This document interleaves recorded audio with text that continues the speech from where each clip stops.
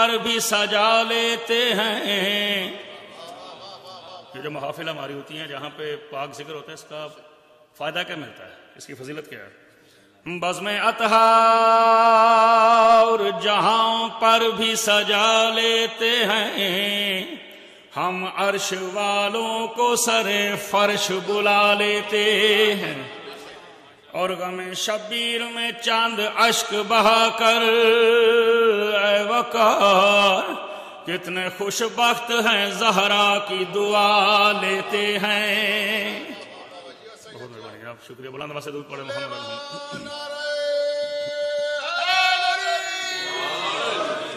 جزاک اللہ جی. بلا تاخیر التماس کرتا ہوں حضرت اسلام قبلہ کعبہ مولانا نجم سبطین حسنی صاحب سے کہ ممبر پر تشریف لائیں اور چاند راز کی مجلس سے خطاب فرمائے. آواز بلند سلام.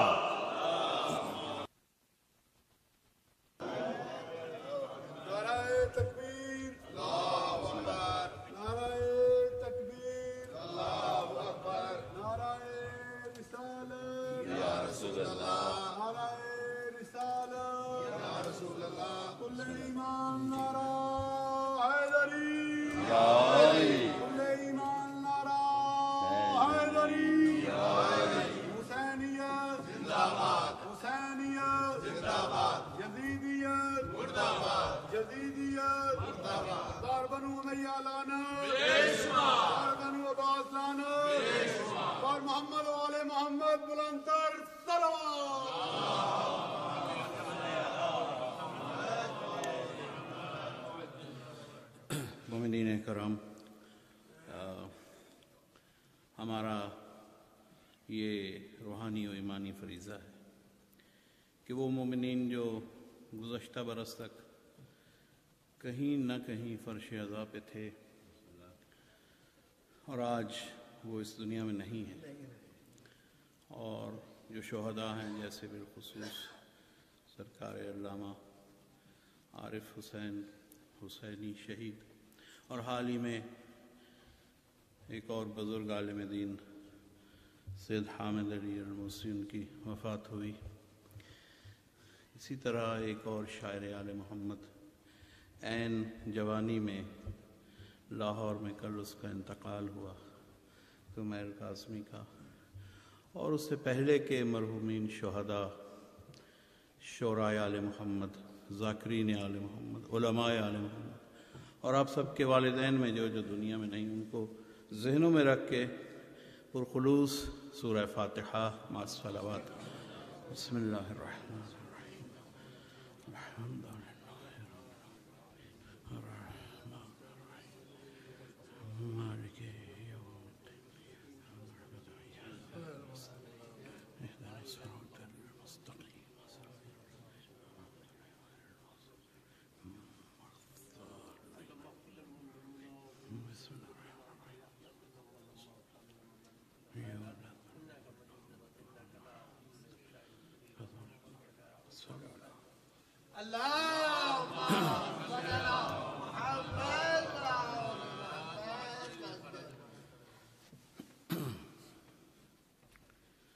اعوذ باللہ من الشیطان الرجیم. بسم اللہ الرحمن الرحیم. الحمد للہ الذی جعل الحمد مفتاحا لذکرہ وسبیلا الی جنانہ وسببا لزیادۃ احسانہ. والصلاة والسلام والتحية والإكرام على سيد أصل ما في الوجود سر الله في كل موجود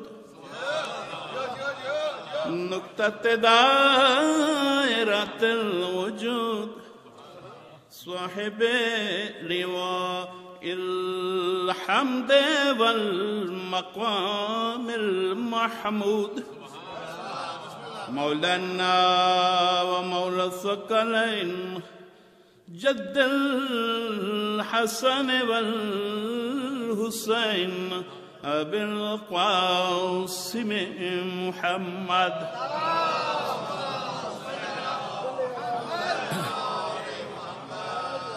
وأهل بيته الطيبين الطاهرين الصادقين المظلومين الذين أذهب الله عنهم الرجس وطهرهم تطهيرا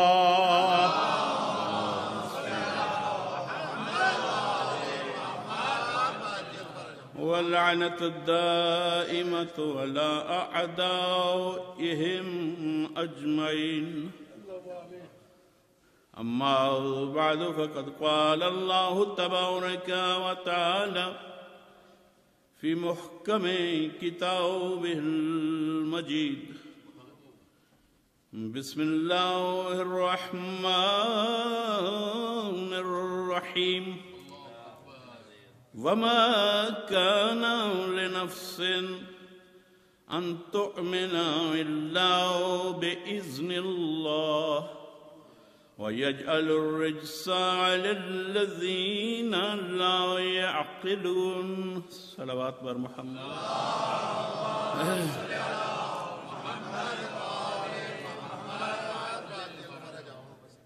آپ کی حوصلہ افزا سماعتوں کا مشکور و ممنون ہوں۔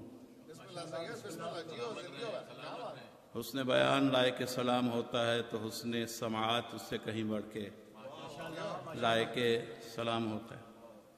آپ کی واہ واہ یا صورت درود میں یا صورت نعرہ میں یا اگر صرف واہ واہ بھی آتی رہے صدا تو فرشتے آپ کی ہر آواز کو، ہر آہ کو، ہر واہ کو عبادت میں لکھتے ہیں۔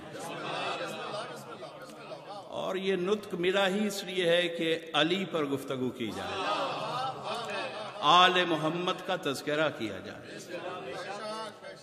اور اسی مراد کے صدقے جنم لیا ہم نے۔ کرے گا عمر ہماری بسر حسین کا غم۔ آج وہ چاند طلوع ہوا جسے بہن اور بھائی نے سفر میں دیکھا، اور یقیناً 7 برس کی بچی نے اسے مدینہ میں دیکھا، اور بے ساختہ کیا دعا آئی ہوگی اس معصومہ کے لب پر کہ پروردگار میرے مسافروں کی خیر رکھنا۔ عزاداران حسین، یہ معجزہ ہے سید الشہداء کا۔ اگر آپ مشرق و مغرب کی تہذیب کو دیکھیں تو بڑی بڑی تہذیبیں، کتابیں الٹ کے دیکھیں، ساری مشرق میں آئیں۔ مصر کی تہذیب ہو یا گندھارا کی تہذیبیں ہوں، ایران کی تہذیب ہو، فارس کی قدیم تہذیب، سب تہذیبوں کا تعلق مشرق سے رہا۔ اور فرعین کی تاریخ، ان کی تہذیب 1000 سال کم و بیش، لیکن آج ہر ہزار برس تک جبر و استبداد سے اقتدار قائم رکھنے والی تہذیبیں، ان کی علامات، آج سب کھنڈرات میں وہ سب تہذیبیں بدل گئیں۔ احرام مصر جیسی چیزیں صرف ایک عبرت کا نشان رہ گئیں۔ مصر کی تہذیب، گندھارا کی تہذیبیں، موہنجو دڑو کی تہذیب، یہ ساری ایک نشان بن گئیں۔ بابل کی تہذیب آج صرف کتابوں میں ٹوٹے پھوٹے تذکرے ملتے ہیں، نشانات معدوم ہو گئے۔ ہزاروں برس تک آباد رہنے والی تہذیبیں بے نام و نشاں ہو گئیں، عبرت بن گئیں، خوف کی علامت بن گئیں۔ یہ آپ کے مولا حسین کا معجزہ ہے کہ ایک بستی جو 2 محرم کو بسی، ایک صحرا میں بسی اور 10 محرم کو لوٹ لی گئی، آج وہ بستی نہ صرف زمین پر رشک فلک بنی ہوئی ہے بلکہ ہر سینے میں کربلا آباد ہے۔ یہ معجزہ حسین ہے، ایک لٹی ہوئی بستی ہر سینے میں آباد ہو گئی، اور آباد کی گئی بستیاں کھنڈرات میں بدل گئیں۔ یہ معجزہ ہے حسین کا۔ یہ سب آج ہم جو حاضر ہیں اس فرش پہ شہزادی کونین کو پرسہ دینے کے لیے آئے ہیں، رسول کی بیٹی کو کہ جس کی مراد پہ آپ خلق ہوئے تھے۔ آپ اپنی پہچان شناخت کروانے آئے، شہزادی ہم وہی ہیں جو تیری دعا کا ثمر ہے، کرے گا عمر ہماری بسر، ہم اپنی عمر بسر نہیں کریں گے، حسین کا غم ہماری زندگی بسر کرے گا۔ تو بس 2 آنسو آنکھوں میں آ گئے، آغاز عبادت ہو گیا۔ نام حسین میں نے کاغذ پہ، کسی کا شعر ہے، میں نے کاغذ پہ رکھ دیا آنسو، لوگ سمجھے حسین لکھا ہے۔ تو حسین تو وہ نام ہے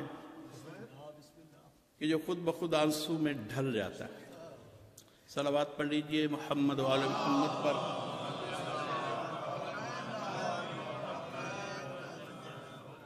برائے خوشنودی امام زمانہ بلند تر سلوات۔ کل کی گفتگو سے مربوط رکھنے کے لیے کہ امام صادق علیہ السلام نے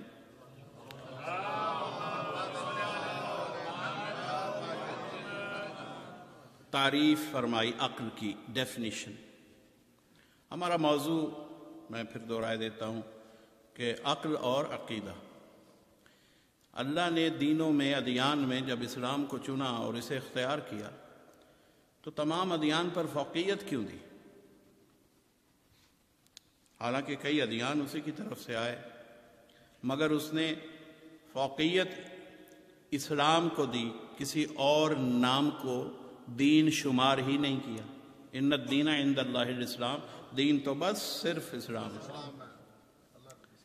تو یہ فوقیت اس لیے دی کہ اللہ نے اس دین کی بنیاد عقائد عقل کو بنایا۔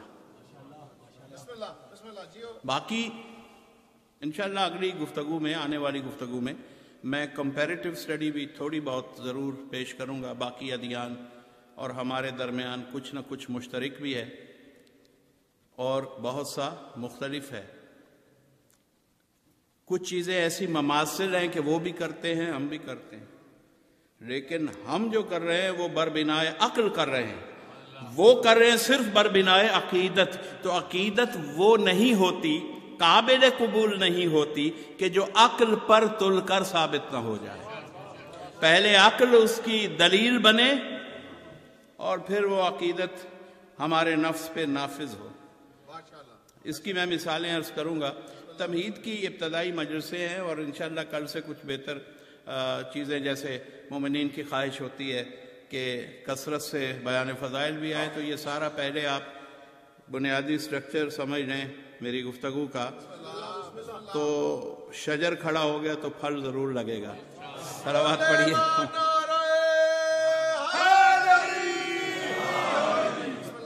تو میں تھوڑا ہوم ورک کر رہا ہوں ان مجلسوں میں کہ آپ تک پہنچ جائے، آپ اور ہم ایک لائن پہ آ جائیں کہ عقل کو اللہ نے بہت اہمیت دی۔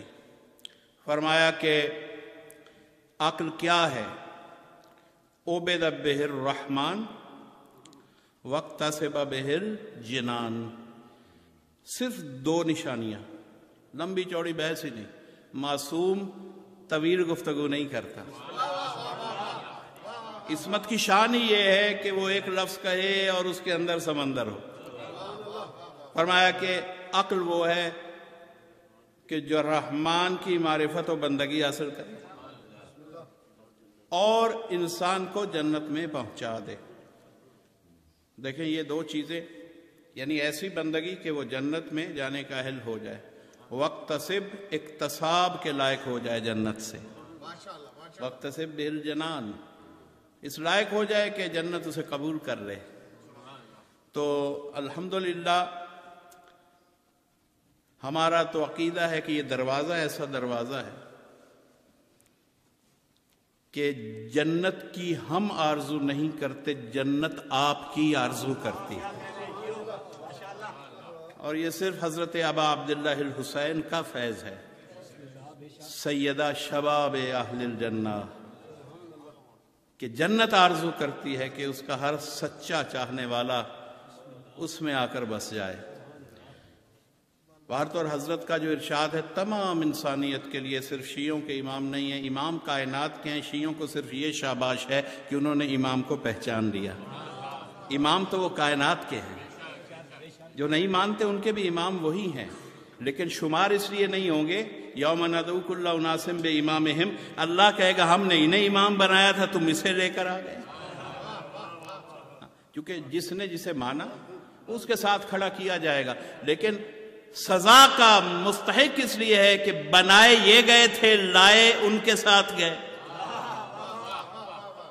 آنا چاہیے تھا تو اللہ کے بنائے ہوئے کے ساتھ آتے، خود ہی بنایا، جو چیز خود بنائی جائے عرف عام میں اسے بت کہتے ہیں۔ صلوات پڑھ لیجیے۔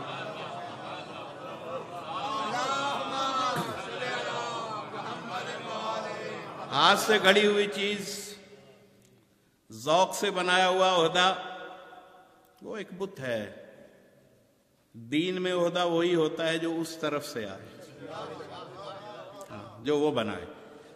تو حضرت نے فرمایا کہ یہ دو نشانیاں ہیں عقل کی۔ اور پھر امام محمد باقر علیہ السلام،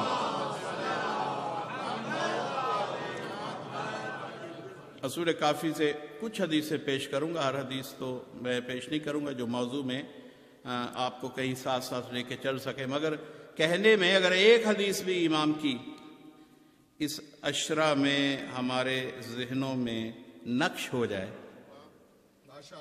تو وہ راہ حیات کو روشنی دینے کے لیے کافی۔ یہ ان ہستیوں کا کلام ہے کہ جو کبھی پرانا نہیں ہوتا۔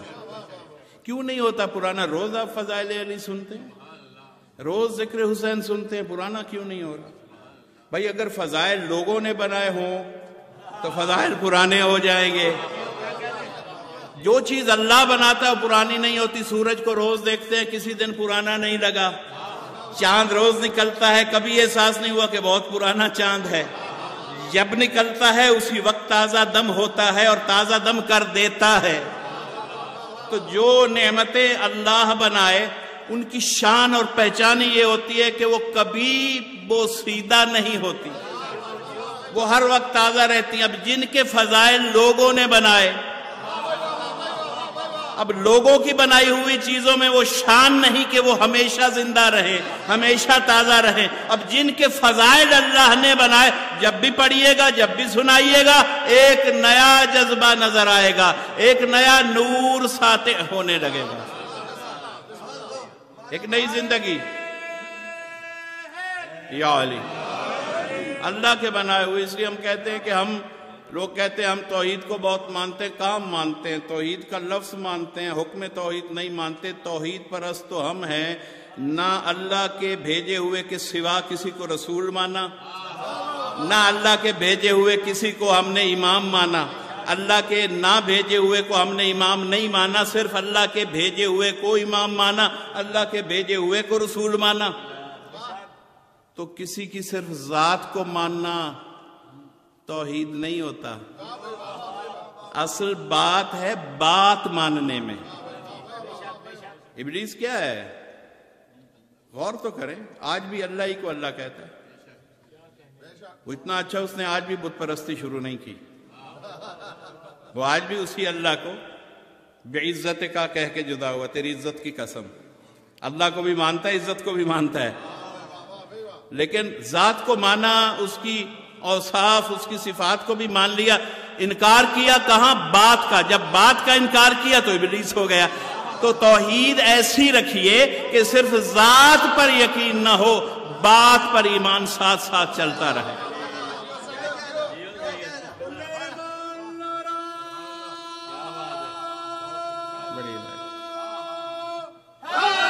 یا علی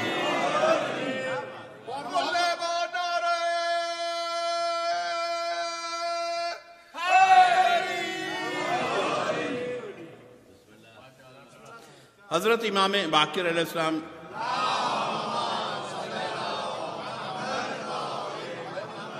اصول کافی میں اور محمد ابن مسلم سب سے محبوب اور باوثوق راوی ائمہ تحرین کے، وہ مقام تھا کہ حضرت موجود ہیں، اور مدینہ میں جب لوگ آتے تھے عراق سے، کوفہ سے مسائل پوچھنے، تو امام نے حکم دیا کہ صرف مسائل پوچھنے ہم تک نہ آنا، ہم نے اپنا نائب محمد بن مسلم کو قرار دیا ہے، کوفہ والے اس کے پاس چلے جائیں، جو وہ کہیں گے وہی ہماری سنت ہے۔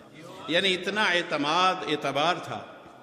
وہ محمد ابن مسلم یہ بیان کر رہے ہیں، یہ حدیث، کہ امام آپ کے 5ویں امام علیہ السلام نے فرمایا، کچھ لوگوں نے عقل پر جب گفتگو ہوئی تو حضرت نے فرمایا کہ میں تمہیں بتاتا ہوں کہ عقل خلق کیسے ہوئی۔ اب میں نے کل بھی عرض کیا تھا، منظر کی بات وہی بتا سکتا ہے جو منظر میں ہو۔ حضرت فرما رہے ہیں کہ لما خلق اللہ العقل، جب اللہ نے عقل کو خلق کیا، استنطقہ، اللہ نے اسے نطق دے دیا، بولنے کی اجازت دی، اذن دیا، طاقت دی، گفتار کرے، نطق دیا، اور نطق دے کے چھوٹا سا ٹیسٹ لیا اس مخلوق کا، اور فرمایا فَأَقْبِلْ، فرمایا کہ آگے آ۔ وہ مخلوق جو عقل تھی، بصورت نور تھی، یا جو اس کی کیفیت تھی، امام فرما رہے ہیں کہ وہ امر ملا، آگے آ، وہ آگے آئی۔ جب آگے آ چکی تو اللہ نے ارشاد فرمایا فَأَدْبِرْ، ادبر، قَالَ ادبر فَأَدْبَرَ، پہلے کہا آگے آ تو آگے آئی، پھر کہا پیچھے چلی جا تو پیچھے ہٹ گئی۔ اب دیکھیے، کوئی آج کل کا ذہن ہوتا، جیسے معاشروں میں ذہن پڑھ رہے ہیں، کوئی بلائے تو وہ کہتا ہے پہلے بتاؤ کیوں بلایا ہے، اور اگر آ بھی گیا اور آتے ہی آپ نے کہا پیچھے جاؤ، تو وہیں اٹک کے کھڑا ہو جائے گا کہ جب کرنا کچھ نہیں تھا تو پیچھے اب کیوں جاؤں، بلایا کیوں تھا۔ یہ عقل نے ایسا کوئی سوال، ابھی ہمیں یہی سیکھنا ہے، ہمیں اپنی عقلوں کو تخلیق عقل کے مراحل کی روشنی میں اطاعت الہیہ سکھانی ہے۔ آگے آ، اب یہ علامتی گفتگو ہے، بہت سے لوگ سوچ سکتے ہیں کہ یہ کیا اللہ نے ٹیسٹ آگے آ اور پیچھے جا، آگے آ امر کی طرف بلایا، اولی الامر، یعنی امر بالمعروف، صلوات پڑھ لیجئے محمد، معروف کی طرف بلایا، جیسے امر بالمعروف کیا کہ اچھے کام کی طرف، ہر عبادت کی طرف بلاؤ، اور جب کہا پیچھے جا، کچھ کاموں سے روکا، نہی عن المنکر۔ تو اللہ نے اس چھوٹے سے امتحان میں اللہ جانے کتنی گہری گنجائشیں رکھی ہوئی تھی، حضرت نے تو مختصر انداز میں ہماری عقلوں کے مطابق ہمیں بتایا کہ بلایا آگے تو سارے گویا امر، اس نے امر کو تسلیم کیا، معروف کو تسلیم کیا۔ جب کہا پیچھے جا، اس نے بلا چون و چرا کہ میں یہ کیوں نہ کھاؤں، کیوں نہ پیوں، یہ سوال نہیں کیے، کہا کہ یہ کہہ رہا ہے جس نے بنایا ہے، تو پیچھے چلی گئی، نہی عن المنکر پہ عمل ہوا۔ پروردگار اتنے اس امتحان پہ، امام فرماتے ہیں، حدیث کا پورا متن یہ ہے کہ امام پروردگار بہت راضی ہوا، خوش ہوا، کہا کہ اے عقل، میں نے تجھے آج سے اپنی مخلوق کے پسندیدہ مخلوقوں میں شمار کر لیا، چن لیا، آج سے تو میری محبوب مخلوق ہو گئی۔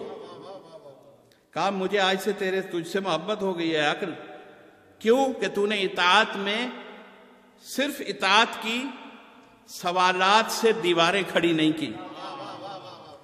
یہ طے ہے کہ عقل وہ ہے کہ جو یہ مان لے کہ یہ چھوٹی سی عقل اگر سوال کرے تو خالق عقل کی شان میں توہین نہیں ہوگی۔ جو عین عقل ہے اس نے حکم دیا ہے بلا چون و چرا، اس پہ عمل کر لیجئے۔ ہماری عقل کہاں تک سوالات اور کہاں تک جوابات دے گی، اس کا امر، اور وہ تسلیم کی منزل تھی۔ پھر فرمایا کہ میں نے تجھے آج محبوب مخلوقات میں شمار فرمایا، اور جس انسان کو میں دوست رکھوں گا میں تجھے اس میں ضرور بھیج دوں گا۔ یعنی جس انسان کو میں بنی آدم میں اپنا دوست رکھوں گا، میں یہ نعمت ہر ایک کو نہیں دوں گا، صرف اسی کو عطا کروں گا جس پر میں مہربان ہو جاؤں گا۔ اور پھر فرمایا کہ تیری پختگی سے، تیرے پختہ ہونے پر منحصر ہے ہر امر بالمعروف اور ہر نہی عن المنکر۔ تیری پختگی یعنی پختگی عقل کامل کو یہ احکام ملیں گے کہ یہ کر اور یہ نہ کر۔ اور فرمایا تجھی سے، تیرے ہی سبب سے کچھ لوگوں کو عذاب ہوگا، کچھ لوگوں کو ثواب ہوگا۔ یعنی عقل کو معیار ترازو بنا دیا۔ اب یہ آپ سوچئے کہ یہ موضوع کوئی اتنا مشکل نہیں ہے، یہ ہمارا بنیادی موضوع ہے۔ ہماری نجات اور ہمارے تمام ایمانی معیاروں کی پہچان اللہ نے عقل کو قرار دیا ہے۔ اس لیے یہ موضوع اتنا اہم ہے کہ جب ہمارے علماء نے حدیث کی کتابیں تالیف فرمائیں تو اس کو ابواب میں پہلا مقام دیا، یعنی کتاب العقل اصول کافی میں پہلا چیپٹر۔ اچھا اب یہ دیکھ لیجئے کہ عقل کی اہمیت امام فرما رہے ہیں کہ اللہ نے ثواب و عقاب کی بنیاد عقل پہ رکھ دی۔ کسی کو عذاب ملے گا تو اس لیے کہ اس نے عقل کو قبول نہیں کیا، عقل کو اس کے معیار پہ نہیں لیا۔ اسی لیے اس آیت میں فرمایا کہ کوئی شخص اس وقت تک ایمان نہیں لا سکتا جب تک کہ اللہ کا اذن نہ ہو جائے، جب تک کہ اللہ کی اجازت نہ ہو۔ اور پھر فرمایا وَيَجْعَلُ الرِّجْسَ، میں ان لوگوں پر رجس ڈال دیتا ہوں، وَيَجْعَلُ الرِّجْسَ عَلَى الَّذِينَ لَا يَعْقِلُونَ، جو عقل سے کام نہیں لیتے نا، میں پروردگار ان پر رجس ڈال دیتا ہوں، یعنی ان کے اوپر عیب در عیب، ایک انبار عیب کا ایسا لاد دوں گا کہ کبھی رسول پہ شک پڑے گا، کبھی بخن بخن کہہ کے مکر جائیں گے، یعنی حالت شک سے نکلیں گے نہیں، اور ان کے اپنے جملے گواہی دیں گے۔ شک آج نہیں پڑا، جملہ کیا ہے؟ تاریخ جا کے پڑھیے، جتنا آج پڑھا اتنا پہلے کبھی نہیں پڑھا۔ تو جو رسول پر یا امام پر شک رکھے، ان کے فضائل میں شک کرے، ان کے احکام میں شک کرے، تو یقیناً اس کا عقل سے کوئی رشتہ نہیں، اور جب عقل سے رشتہ نہیں تو پھر مان لینا پڑے گا کہ اللہ رجس ڈال چکا ہے۔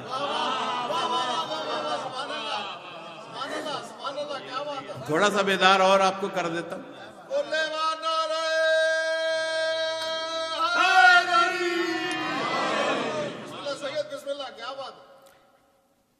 بھئی غدیر میں وعدہ کر کے پھر اگر کوئی مکر جائے، پہلے کلمہ میں وعدہ کیا سب نے لا الہ الا اللہ، وہ کس نے سنایا تھا؟ کس نے پڑھوایا تھا؟ بھائی کچھ لوگوں نے بغیر دیکھے اسے مان لیا اس زبان کے صدقے، صادق و امین کی لسان سے سنا تو دیکھا نہیں، ایمان لے آئے۔ اب رسول دیکھ رہے ہیں کہ یہ جو اندیکھے کو مان رہے ہیں اتنے سالوں سے، آج کسی کو دکھا کر منوانے کی کوشش کرتا ہوں۔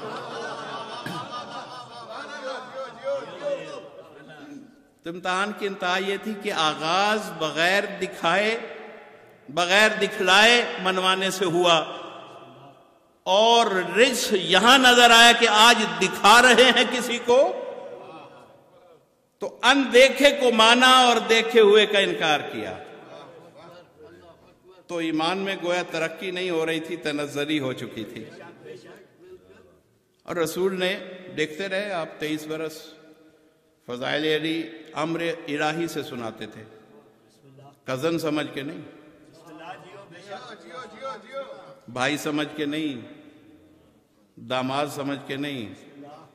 اسلام رشتوں کا احترام نہیں سکھاتا، اسلام کردار کے فضائل کی پہچان سکھانے آیا کہ جو فضائل کردار ہیں انہیں بنیاد بناؤ، کیونکہ عقل رشتوں کا تو انکار اگر کرے یا رشتے موجود ہوں اور صرف رشتے کو دیکھ کر مان لے تو پھر وہ عقلی فیصلہ نہیں ہوگا۔ دیکھیے ہمارا مکتب، میں ایک چھوٹی سی مثال دیتا ہوں۔ حام بن ہیم بن لاقیس بن ابلیس ایک شخص تھا جنات میں سے،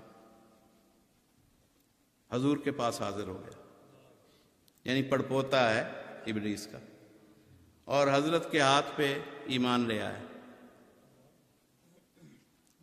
یہ مستند واقعہ ہے، دارالانوار سے پڑھ لو۔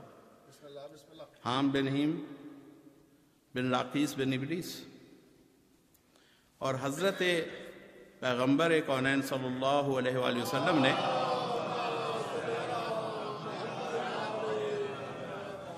اسے امیر المومنین کے سپرد کر دیا، اور روایت ہے کہ صفین میں نصرت امیر المومنین میں شہید ہو گیا تھا۔ تو بھائی ہم رشتہ نہیں دیکھتے، رشتہ دار چاہے ابلیس کا ہو مگر اس دروازے پہ آ جائے تو ہم رشتوں پہ احترام نہیں کرتے، ہم کردار دیکھتے ہیں، ایمان کو دیکھتے ہیں، عمل کو دیکھتے ہیں، کیونکہ اللہ بھی کردار پر عقاب و ثواب دینے والا ہے، رشتوں پہ نہیں دینے والا۔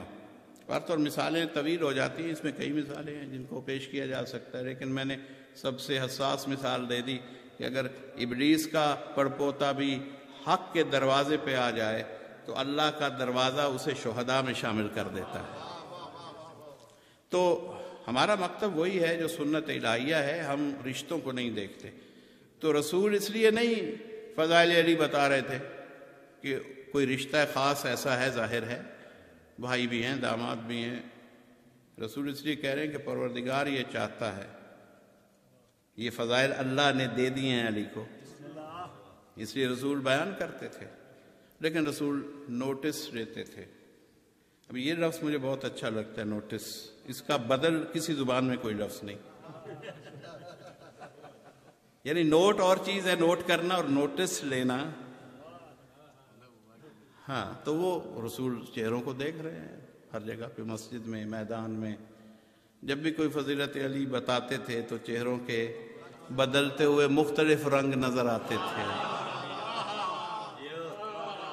اب رسول جب غدیر کا دن آیا تو آج تو نسب کرنا ہے، اپنے مقام کا وارث بنا کے جانا ہے، پوری امت کا بازو دے کر جانا ہے، امام کائنات ہونے کا اعلان، ولایت کا اعلان، امامت کا اعلان، خلافت کا اعلان، سارے اعلان اس میں تھے۔ تو رسول اللہ نے ظاہر ہے اس کو دیکھا، چہروں کا اندازہ تھا، تو اللہ نے کہا کہ واللہ لا یعصمک من الناس، اے رسول تو بے فکر ہو کے اعلان ولایت کر دے ان لوگوں کے جن کے چہروں کے رنگ، میں اللہ تجھے ان کے شر سے بچا لوں گا۔ تو بس ایک قطعہ سن لیجئے کہ درود پڑھ لیجئے محمد و آل محمد پر۔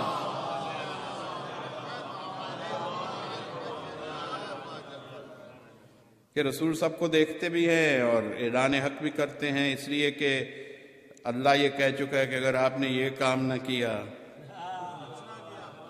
تو رسالت کا کوئی کام نہیں کیا، تو یہ کام رسول نہ کرے تو رسول قرآن کے لاجے میں میری کیا مجال، رسول قرآن کی آیت چاہے کہیں سے جا کے ترجمہ کروا لیں، تو رسول نہیں رہے گا اگر یہ کام نہ کیا۔ تو رسول تو اعلان ولایت علی نہ کرے تو رسالت نہیں رہتی۔ اللہ جانے مسلمان بغیر ولایت علی کے مسلمان کیسے ہیں۔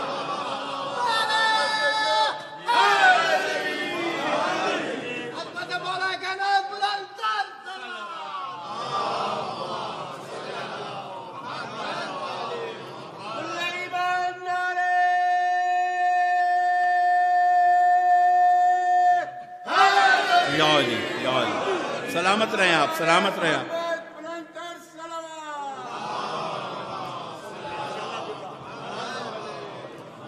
امجد بھائی کوشش یہ ہے کہ مضمون تھوڑا سا خشک ہے تو تری ساتھ ساتھ رہے، میں آپ کو بہانے سے لے کر چلتا رہا۔ بہروپیوں کے سب نے کہا جی آمنا و صدقنا، یہ زبان پہ رہتا تھا۔ آج بھی آپ کسی کی جیب کوئی کاٹ بھی رہا ہو تو کہتا ہے الحمدللہ ہم ٹھیک ہیں۔ تو یہ محاورے، یہ جو اچھے اچھے لفظ ہیں، یہ زبانوں پہ رکھے جاتے ہیں تاکہ دوسرے کو طریقے سے ٹریس کیا جائے۔ یہ دیکھنا یہ پڑتا ہے کہ کون دل سے کہہ رہا ہے اور کون ایک ویپن کے طور پہ یوز کر رہا ہے۔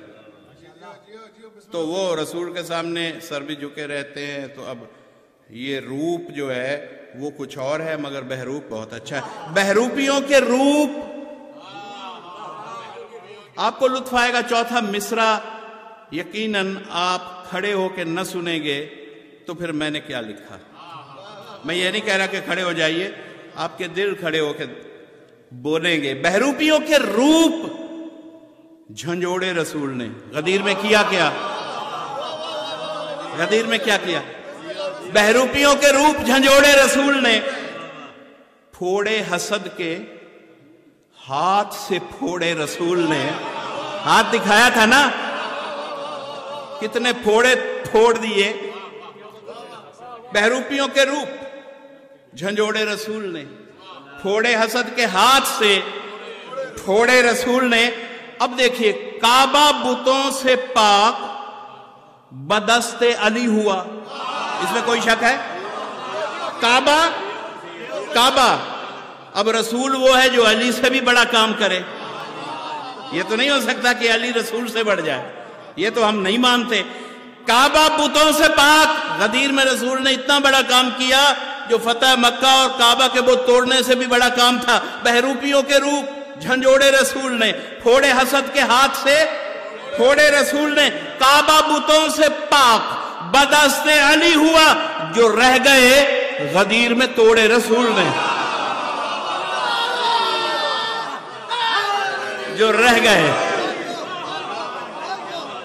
جو رہ گئے غدیر میں۔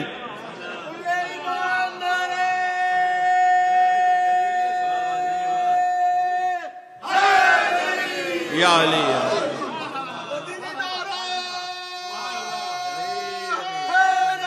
یا علی۔ کعبہ بتوں سے پاک بدست علی ہوا، جو رہ گئے بہت سے رہ گئے تھے غدیر میں توڑے رسول نے۔ تو بت شکن صرف علی نہیں ہے، بت شکن رسول بھی ہیں۔ صلوات پڑھ لیجئے۔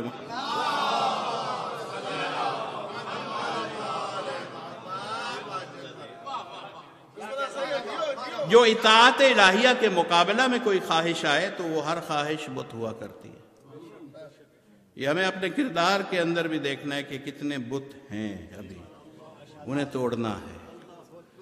کہ حکم الہی کے مقابلے میں ایک اپنی خواہش کھڑی ہے اور جی نہیں چاہتا اس خواہش کو چھوڑنے پہ، حالانکہ ضرورت ہے توڑنے کی۔ صرف چھوڑے نہیں، توڑ کے چھوڑے، تب اطاعت کا۔ اب اللہ نے یہ کہا کہ جو عقل کی توقیر ہے وہ اس بنا پر ہے کہ وہ عین اطاعت ہے۔ اس کا معیار اطاعت دیکھ کر میں اسے یہ توقیر دے رہا ہوں کہ قیامت تک جسے بھی اپنا دوست رکھوں گا یہ عقل اس کو عطا کر دوں گا، تاکہ وہ اطاعت کو کما حقہ ادا کرتا رہے۔ تو اب جو عقل کامل ہو جائے تو اسے ہم عقل سلیم کہتے ہیں، اور قلب اطاعت میں ساتھ دے تو وہ قلب سلیم۔ یہ سلیم کیوں کہتے ہیں؟ تسلیم سے ہے، وَسَلِّمُوا تَسْلِيمًا، یہ تسلیم سے ہے۔ تسلیم کا حق یہ ہے کہ بے چون و چرا کسی سوال کو درمیان میں لائے بغیر بس اتنا آپ جانتے ہوں کہ یہ میرے اللہ نے کہا ہے، یہ میرے رسول نے کہا ہے، یہ میرے امام نے کہا ہے، میں صرف تسلیم کے لیے ہوں۔ غلام کا کام نہیں ہے، ہم بندگی کے لیے ہیں۔ غلام کا کام نہیں ہے کہ آقا کو مشورے دیا کرے، آقا جو کہے بس تسلیم کرے۔ غلامی کیسی؟ وہیں غلامی کا بھرم ٹوٹ جائے گا جہاں آپ پلٹ کے یہ کہیں کہ ایسا کیوں کیا جائے، اور فلاں چیز آپ نے کیوں نہیں بتائی، ہم یہ کرنا چاہتے ہیں۔ نہیں، اللہ نے فرمایا قرآن میں جو میرا رسول دے اتنا لے لو، جس سے روکے اس سے رک جاؤ۔ تو تسلیم کا معیار کہ جو عقل کامل ہے وہ تسلیم کی منزل پہ، اور جو عقل تسلیم کی منزل پہ ہوگی وہی عقل کہلائے گی، چاہے اسے عقل کہیں، عقل کامل کہیں، عقل سلیم کہیں، سارے نام ہیں۔ جیسے جیسے اطاعت بڑھتی ہے عزت کے لیے نام بڑھتے چلے جاتے ہیں، خطابات بڑھتے ہیں، القاب بڑھتے ہیں۔ کوئی جتنا صاحب عزت ہوتا ہے اس کے پاس اتنے نام، اتنے القاب ہوتے ہیں۔ صلوات پڑھیے۔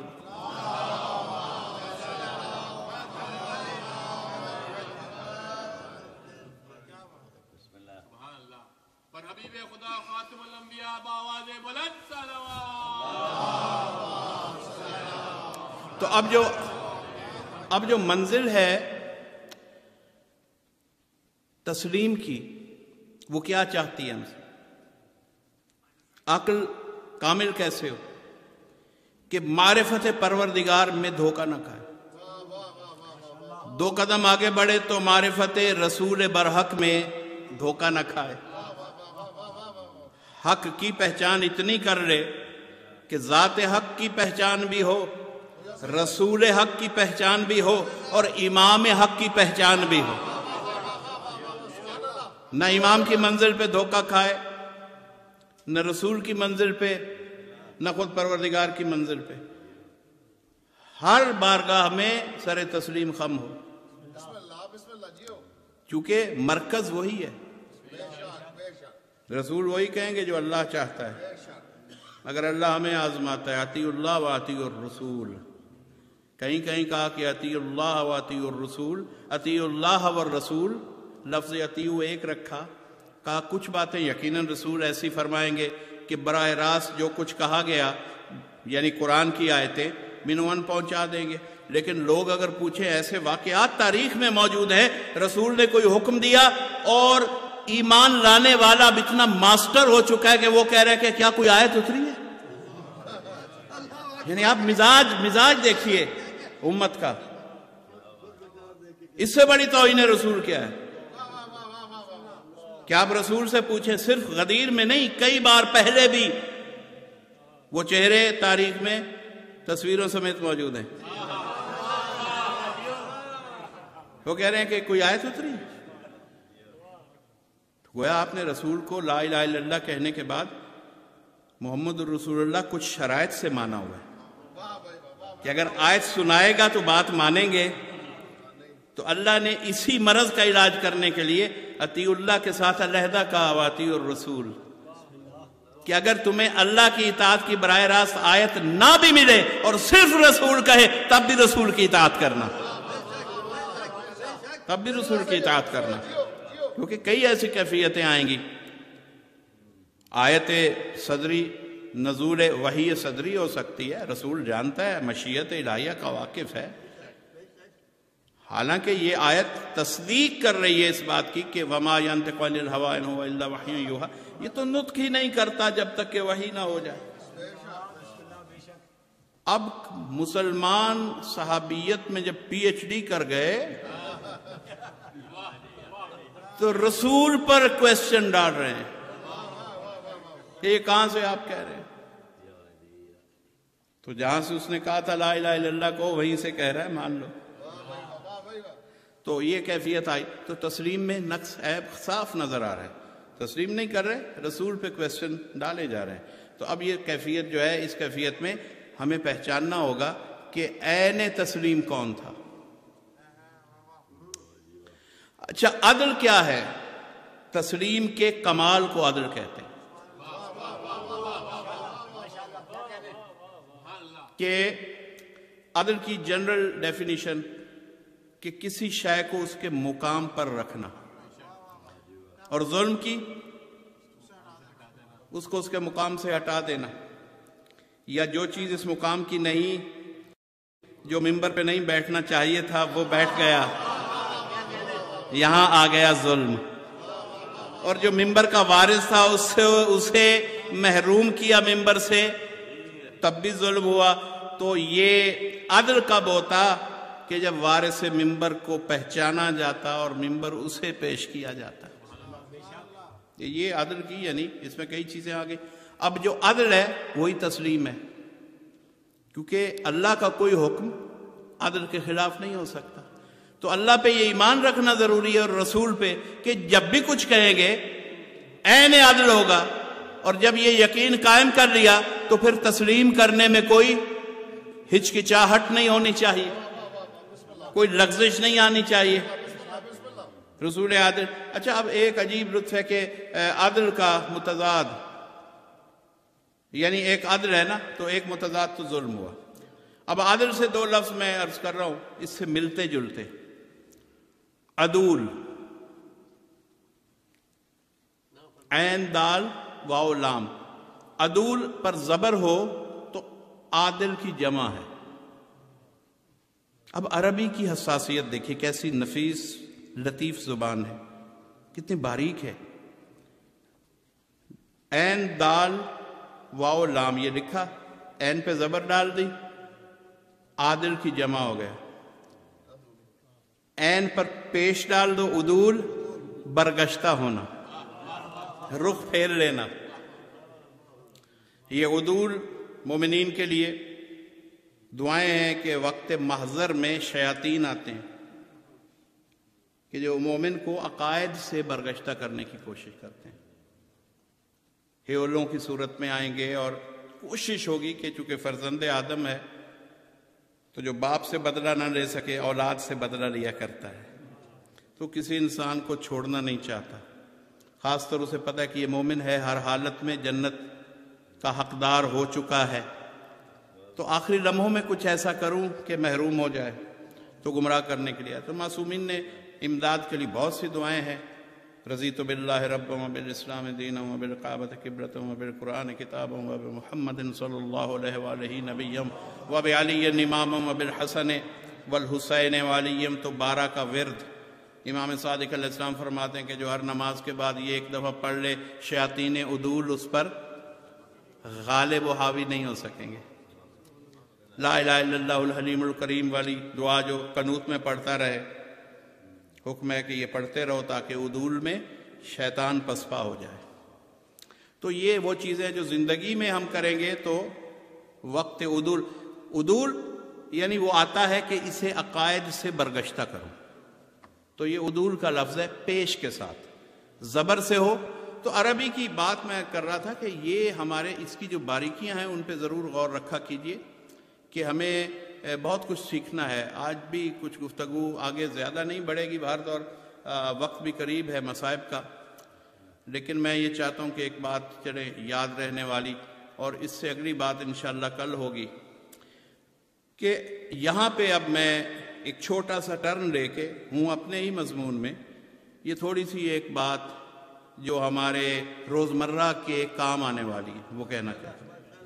وہ یہ کہ دیکھیں, عربی میں جب ہم قرآن پڑھتے ہیں تو ہمیں بہت احتیاط کی ضرورت ہے. تجوید معلوم ہو کہ اصوات آوازیں کہاں کہاں سے نکلنی, ضاد کو کہاں سے بولنا ہے, زوئے کو کہاں سے بولنا ہے, ذال کو کہاں سے بولنا ہے, زے کو کہاں سے بولنا ہے. یہ انگلش کام نہیں آئے گی, یہاں تو ایک زیڈ ہے اور اللہ اللہ خیر صلی اللہ. لیکن عربی اتنی نفیس اور وسیع و بسیط زبان ہے کہ اپنی آوازیں رکھتی. اس لیے یہ بسم اللہ کو BISMILLA سے نہ یاد کریں، بچوں کو ضرور قرآن پڑھائیں، ورنہ حق کے تلاوت، حق کے نماز ادا نہیں ہوگا۔ تو اب یہ دیکھیں کہ اب معروف روز کا سورہ کتنی بار پڑھتے ہیں، سورہ الحمد۔ اب اس میں ہمیں دیکھنا ہے کہ پڑھ تو رہے ہیں ہم، تو کیا اس میں کہیں کوئی غلطیاں تو نہیں رہ جاتی۔ سورہ قدر ہے، تنزل الملائکۃ والروح، اس سے پہلے انا انزلناہ فی لیلۃ القدر وما ادراک ما۔ اگر آپ جلدی میں پڑھ رہے ہیں تو ساؤنڈ کیا نکلے گا؟ وما ادراک کما لیلۃ ال، کما کا مطلب اور ہے، ادراک ما، یہ احتیاط ہم پہ والے۔ تنزل الملائکۃ والروح، ملائکۃ ہو نہیں ہے، ملائکۃ والروح، نازل ہوتے ہیں فرشتے اور روح، یہ وہ الفاظ ہیں عربی کے۔ اچھا، ایک تو تجوید ہے، اصوات، اور یہ ہے لفظوں کا کہاں جدا کرنا ہے، لفظوں کو باہم کہاں ملانا ہے، جو جنکشنز ہیں اس کے درمیان لفظوں کے۔ تو سب سے اہم ہے کہ سورہ الحمد پہ ہم غور رکھیں کہ سورہ الحمد قبول تو ساری نماز قبول، اور پھر نماز میں کوئی کلمہ بھی سورہ الحمد کی برکت سے ایسا نہیں آئے گا کہ جس کی ادائیگی میں ہم محتاط نہ ہو جائیں۔ اب سورہ الحمد میں اب شیطان جو ہے وہ عدول کے لیے آتا ہے، تو بات عدول پر ہے۔ شیطان زندگی میں نماز کے اندر بھی عدول پیدا کرنے کی کوشش کرتا ہے۔ ایک تو ہے کہ سوچ کو بھٹکنے کے راستے پہ لگائے گا، یعنی ڈیویشن، کنسنٹریشن کو خراب کرتا ہے۔ ایک تو یہ ہے بات، اور اس کا علاج انسان اپنے نفس سے لڑ کے خود ہی قائم کرتا ہے کہ اپنے آپ کو مرکوز رکھے، یاد رکھے کہ جو کہہ رہا ہے اس کا مفہوم کیا ہے۔ مفہوم اگر دہرا رہا ہوگا آپ کا ذہن تو دوسرا خیال ذہن میں نہیں آئے گا، تو یہ ایک طریقہ ہے برطور۔ لیکن 5 مقامات سورہ الحمد میں ایسے ہیں کہ جہاں لفظوں کے ذریعہ شیطان داخل ہونے کی کوشش کرتے ہیں۔ اور بہت بڑا یہ بسیط موضوع ہے۔ اس نے کہا تھا کہ میں عین صراط مستقیم پر بیٹھوں گا۔ یہ اس نے جب نکلا تھا تو اس نے کہا اے اللہ، تو جنہیں اس نسل کو بھیج رہا ہے زمین پر، آدم کی اولاد کو، میں عین صراط مستقیم پر بیٹھ کے انہیں گمراہ کروں گا۔ تو اس میں بس 5 پوائنٹس ہیں، مثلا جلدی سے کہہ کے گزر رہا ہوں۔ الحمدللہ، جب آپ یہ کہیں تو دو اور للہ میں دلل کی آواز نہ ہے، الحمدللہ، دلل نہ بنے، الحمدللہ۔ یہ جو میں 5 لفظ بتاؤں گا یہ شیطان نے اپنے نام رکھے ہوئے، اس کی اولاد کے نام ہے۔ تو اس نے کوشش کی ہے کہ مومن جو ہے وہ اپنے حساب سے سورہ الحمد پڑھ رہا ہے، لیکن درمیان میں میرا نام داخل ہو جائے، اور جو برکت ہے اس سورہ کو پڑھنے کی وہ ختم ہو جائے۔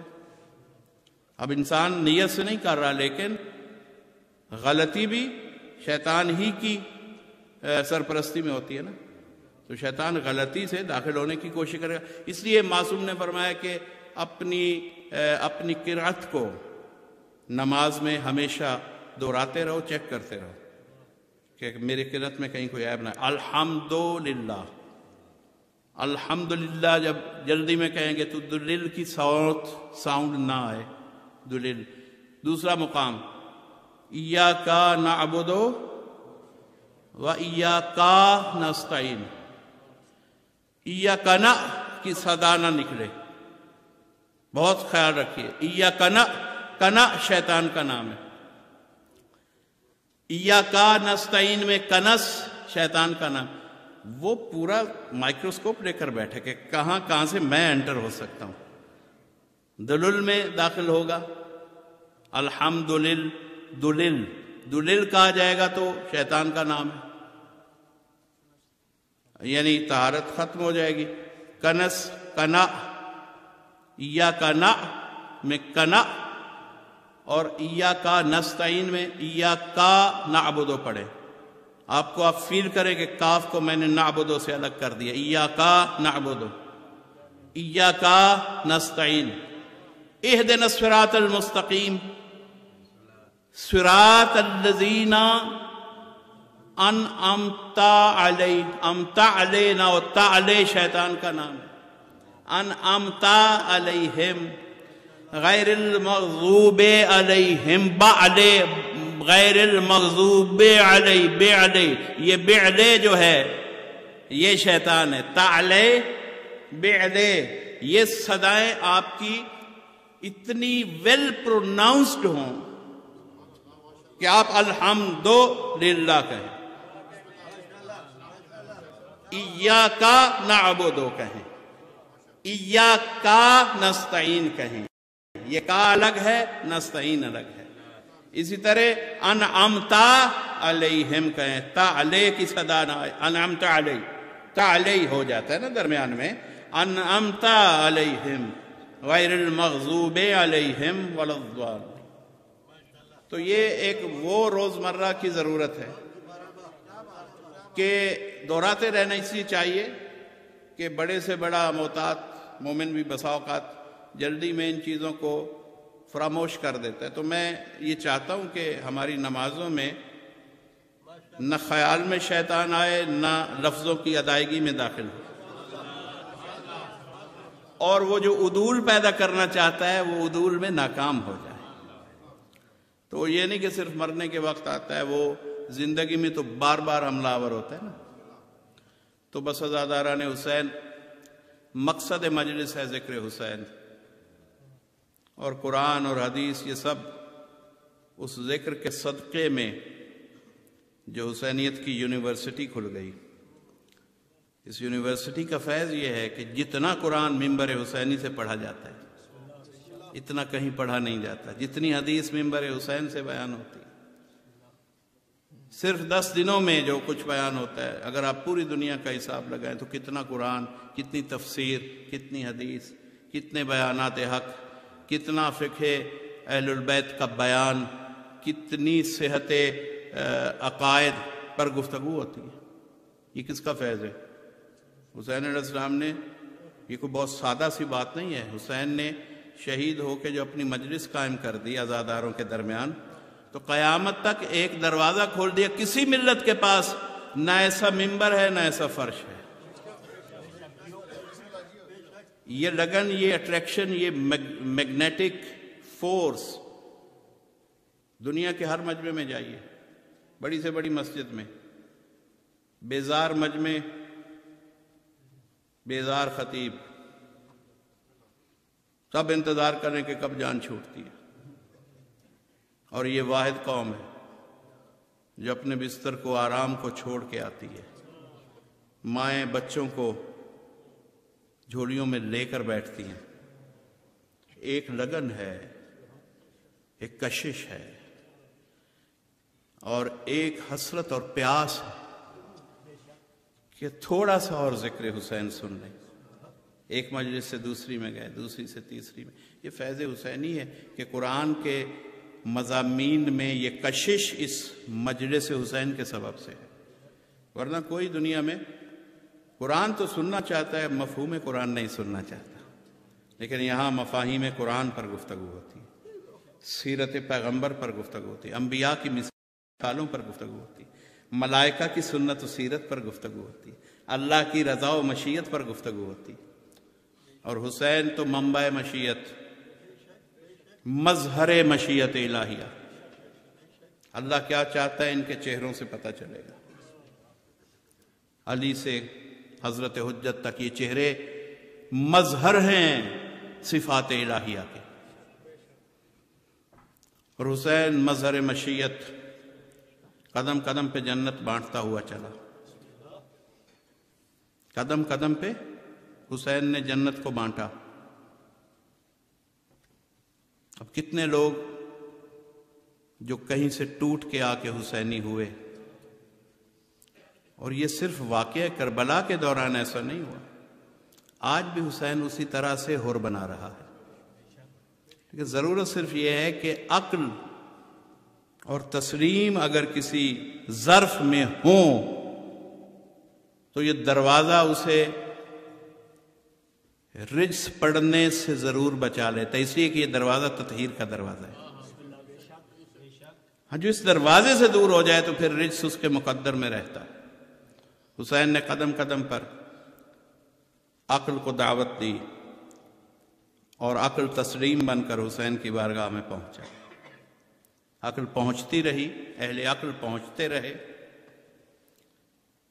بس تھوڑا سا آج کے حوالے سے، کل میں نے مصائب رخصت مدینہ کا کچھ باب، ایک چھوٹا سا باب عرض کیا تھا۔ آج اپنے مولا کی وہ کیفیت سنیے کہ حسین جب چلے ہیں، امام، میں ایک وہ روایت پڑھ رہا ہوں جسے راوی بیان نہیں کر سکتا، یہ مورخ کی روایت نہیں ہے۔ مورخ نہیں دیکھ سکتا کہ حسین کے پاس جبریل کتنے بار آئے، راوی نہیں بتا سکتا، یہ معصوم کے بارے میں بتا سکتا ہے۔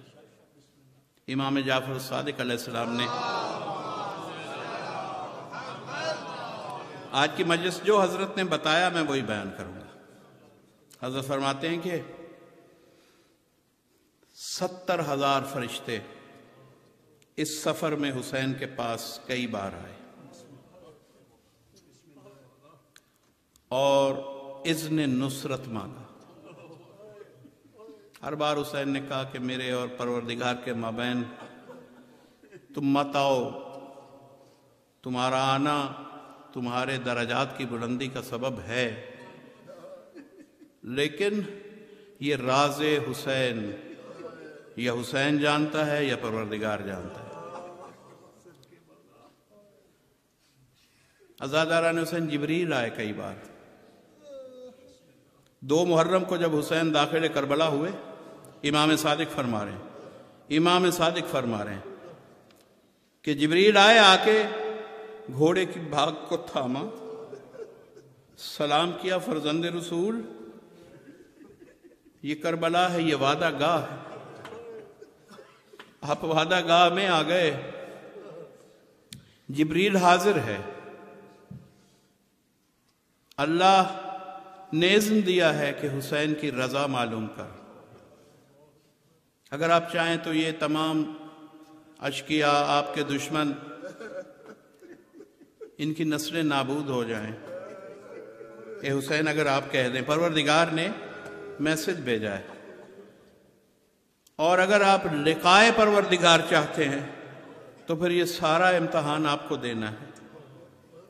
اب یہ حسین مراتب کی بلندی کے لیے امتحان نہیں دے رہے، ساری دنیا نے جتنے بھی امتحان دیے مرتبوں کی بلندی کے لیے دیے، لیکن حسین آج کسی مرتبے کی بلندی کی کوشش نہیں کر رہے، چونکہ سیدہ شباب اہل الجنہ تو اس وقت سے ہیں جب اپنے نانا کی جھولی میں بیٹھے تھے، اس وقت سے سردار ہے،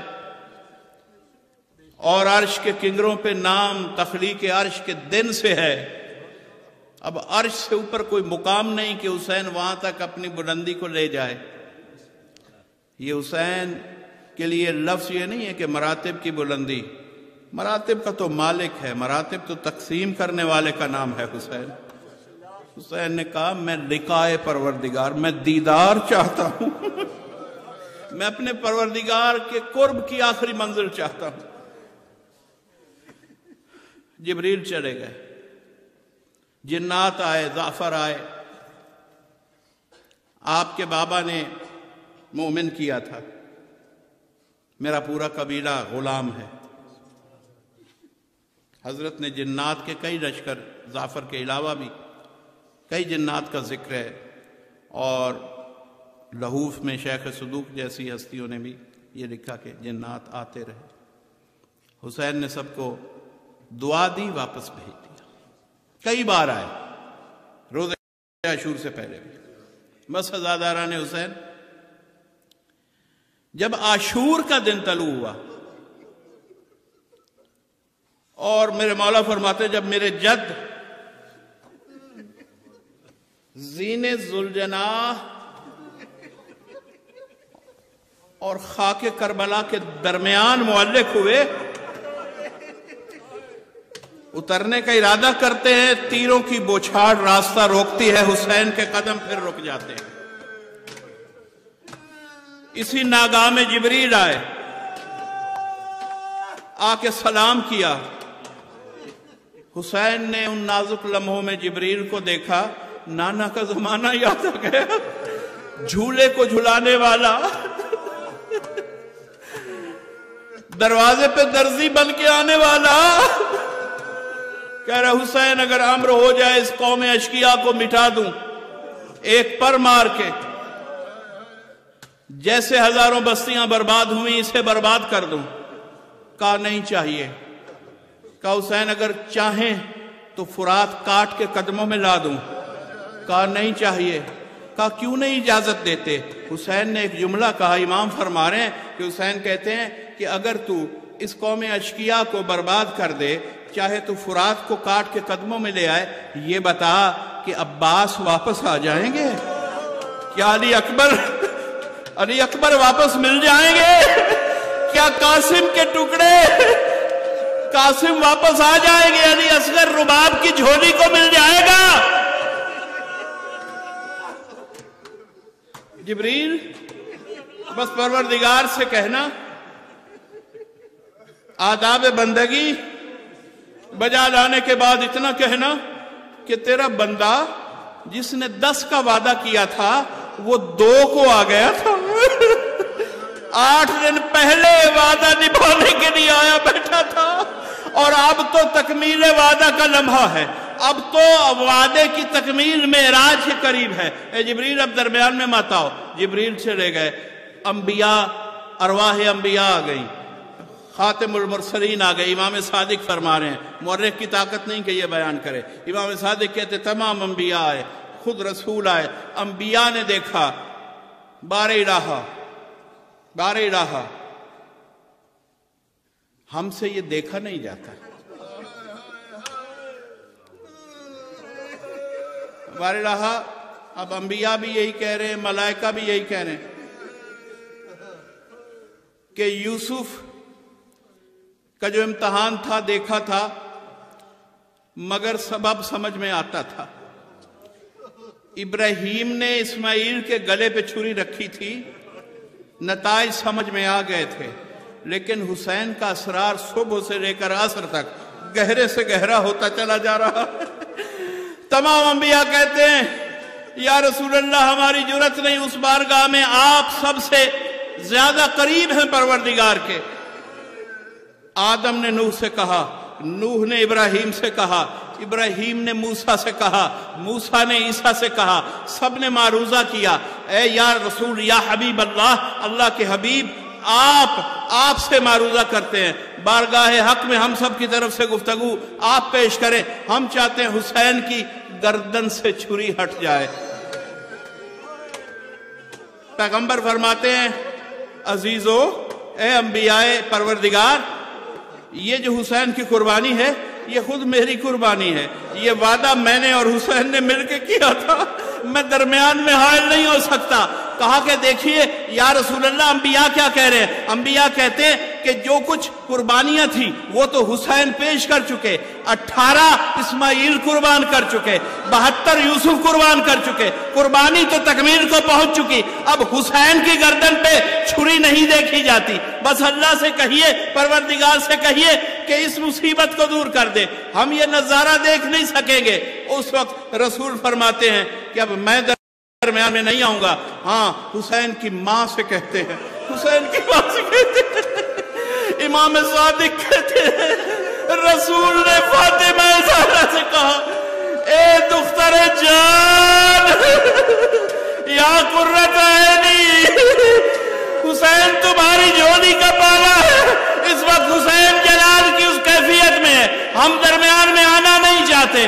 तू माँ है, जाके बात कर। सैयदा जाती हैं, कहती हैं हुसैन हुसैन, अगर तू कहे तो कयामत तक इस जमीन पर ये नस्ल वापस ना आ सके।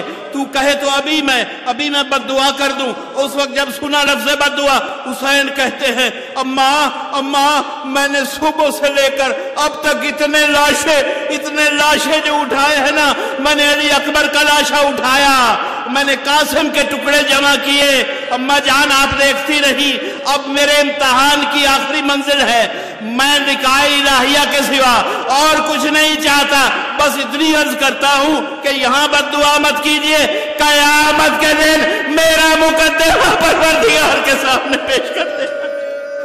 اللہ لعنت اللہ علی القوم الظالمین۔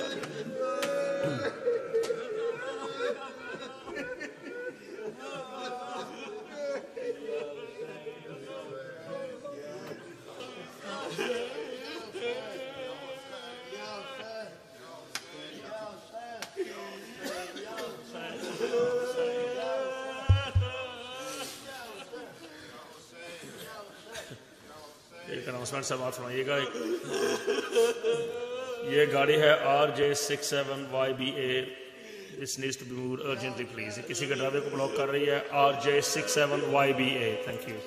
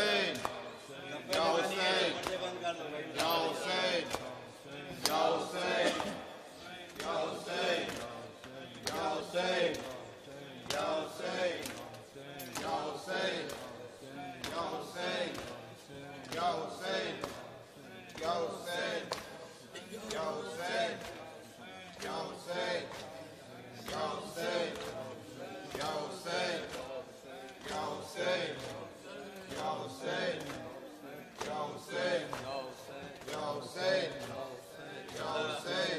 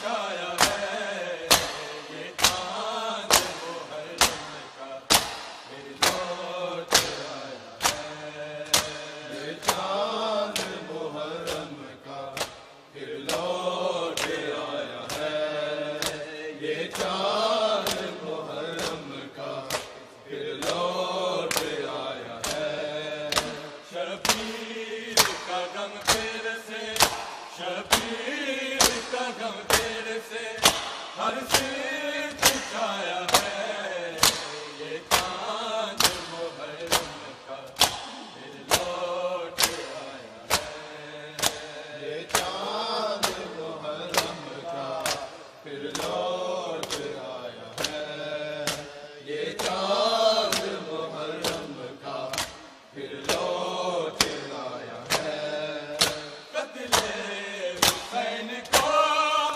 ماتم سے کر دو تازہ قتل حسین کو ماتم سے کر دو تازہ پیغام یہ زینب کا پیغام یہ زینب کا میرے ساتھ جایا ہے یہ چاند محرم کا پھر لوٹ آیا ہے یہ چاند